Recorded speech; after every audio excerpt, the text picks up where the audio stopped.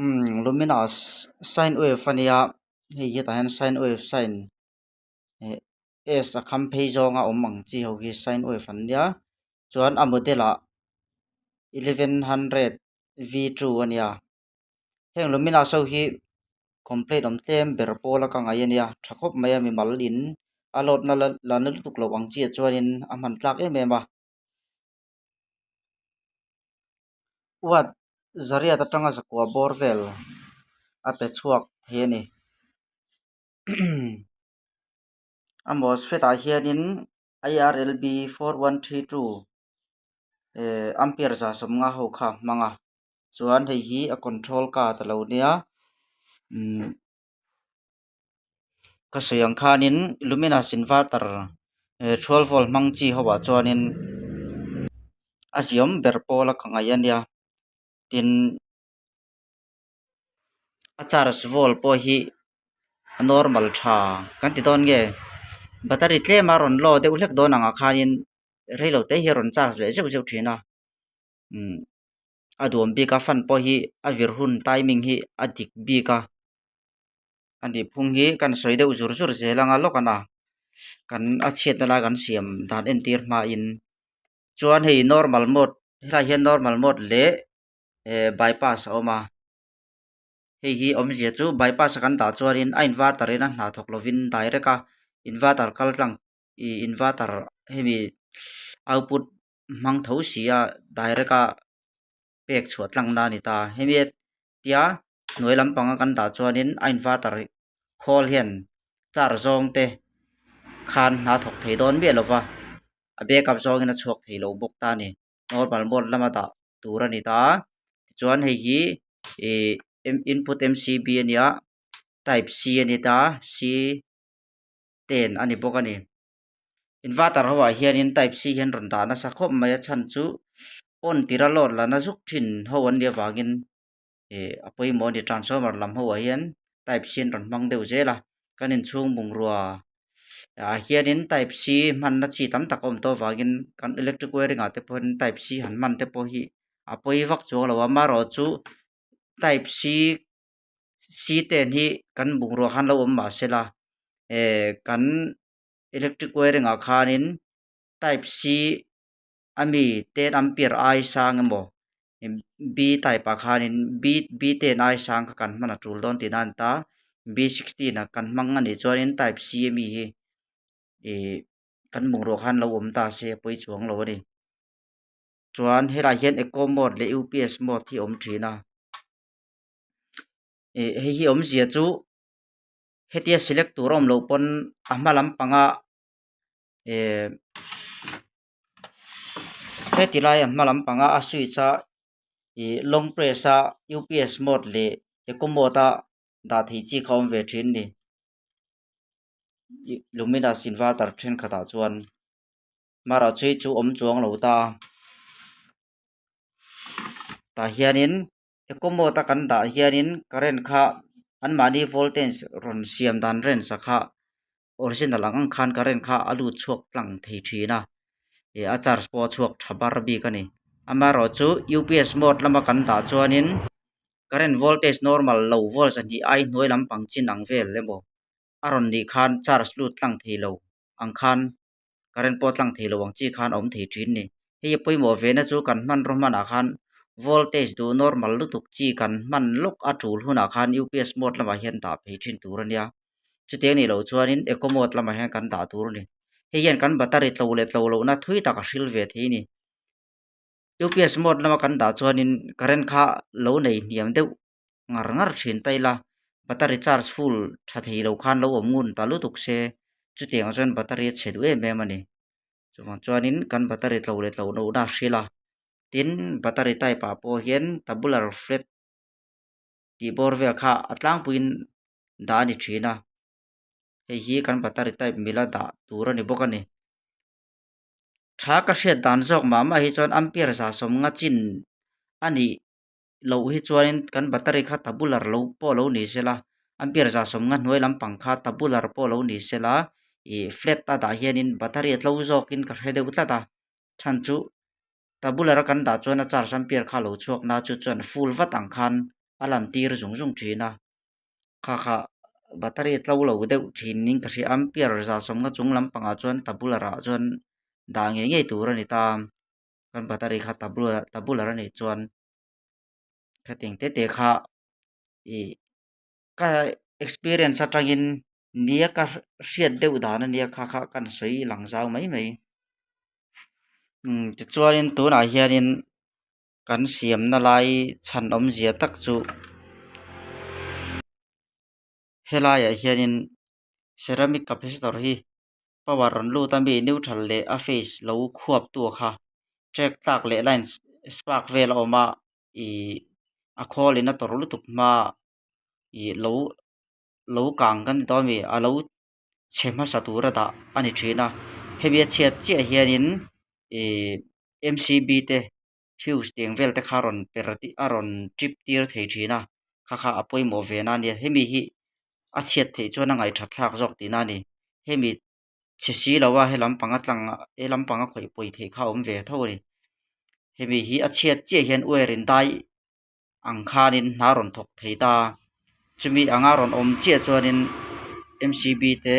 fuse te kharon ti cha tir aron trip tir thei thin ta ni metara han te hi chuan x1 k vel anga te han te chuan akal lo ti thei deuh tho tluk ang chi hian om thina maro chu line spark le track ta kan an tiang vela khanin e anna salu tuk lo ang chi a chuanin hei hianin alo block tir thei thin ani e hi vualo pon aw ngang lo chuanin lak thlaka kan sel dei pon a thei thowa maro chu thlana tur kan nei chuan vuwa kha a tha tho bawk ani hi a hmasa zawk ai chuanin a te deuh hlek na in a poi lo tura kan ngai dewa original kha chu hei hiania hei an tuam beta kang ne khop maya chu chuanin he tilai MCB hi aron trip tir mak ani on chhole mai la e aron trip thazel ta ni he lampanga alu poi ma khanin alo trip tir thin kan teng khanin hei na ron thok ta ni chuanin a relay hi hemi model ho hemi inverter ho a chuanin e current kan plug kan on ma khanin plug on lovin battery kan join zong khan hemi relay hi aron on ri tak thei tur ani battery kan join zong aron on ri tak thei lo chuanin e IC vel na tho transistor vel deuh neuh le diode ho kha an lo chhia ni thei ta ni hei hi e current om huna khanin a relay hi aron off zong in aron thok ve le thung ta chuanin current om lo chuanin a battery na tho mang khanin relay hi arin on ta 12 volt ron lut ta thin ani chuan a inverter lampang kha nung thei turin a duty tir ta ni a then chu current lu zonga a relay 12 volt ron lut a ron nung jok chi te pawm ta ani nang lawa maro chu heng i model le inverter engmaw zata hianin battery han join zonga a relay ron nung tak ron on ri tak chi ang kha a tam zawk om dan ani ta a tha om dan ani bawk ani a battery lampang ina aron feedback hmanga i heng inverter ho hi chu e na thok tura siam an ni tlang puya chuwang chuanin an ni phung kha hriat ve ngai ni a in on zong kha current lut tlang zong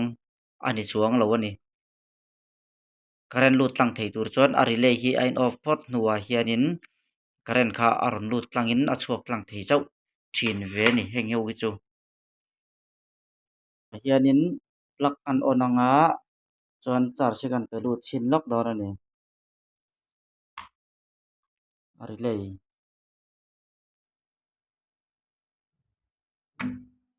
tikhan a relay ron on ve le a ren off le ve le chia a battery kan connect zonga relay ron on ria kha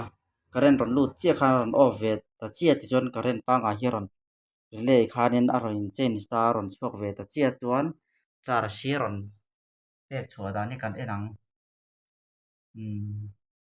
13 volt battery hianin kametar hi ka connect sa hian zoi zoi nei ron chho zela 14.5 15 volt luminous tu na mi model langa hi chuanin 15 volt hian ron chuak thlenga amai ro chu 15 volt a hianin charge ampere hi ron chuak na to lova i kal che angin om to ania battery lo lu tur lo veng tu ang mai khanin a ron chuak to a battery tan a poi chuang lo ni hei hi a charge dana hi a smooth tha a duam khop mai hei inverter hi chu hei 15 volt a ko thleng si charge ampere la chuak sa ang chi si hi chuanin battery ti chet du em a 14 volt ai sang don ani chuanin kan sueng khan charge ampere hi chuan at lo deuh hlek anga ni maro chu 14 volt ani chuan charge ampere hi lo la chuak na deuh pawh ni se poi chuang lo ani kha inverter in dang le in an lo na nia ve thung ana chuanin kan battery hi ampere a san that a la chak that chuan a fan hi aron vir ham thei thin tur ani ta maro chu battery kha ampere lo los na sa to deuh mo a cell chedeuh to ang chi acid dal lutuk distill water tel nem to lutuk ang chi ania te khanin a fan hi a vir thadu lo ani kan fan kan inverter fan kha ala vir tham ham a charge zong ala vir tham ham reng thin ani chuanin kan battery kha line fit thatok ti kha en tir ve bok ani illumina so inverter a chuanin deuh fura chu ni phung tin ni chena kan soi ang khanin eco mode le UPS mode ta khan current niam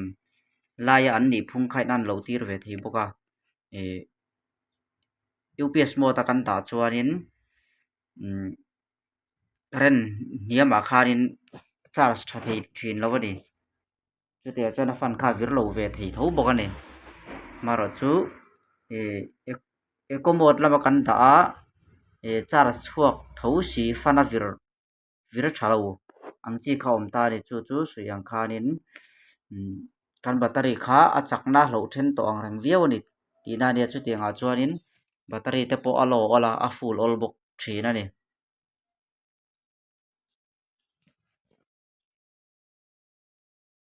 ti khanin a han siam a chet na lai han soi pen a model a zira an ni phunga kha han soi lan zela thain ka hria chu lo chu anin ang lowa a na tho dan chi sang kha tam e wangin kan soi lang tel le bok ani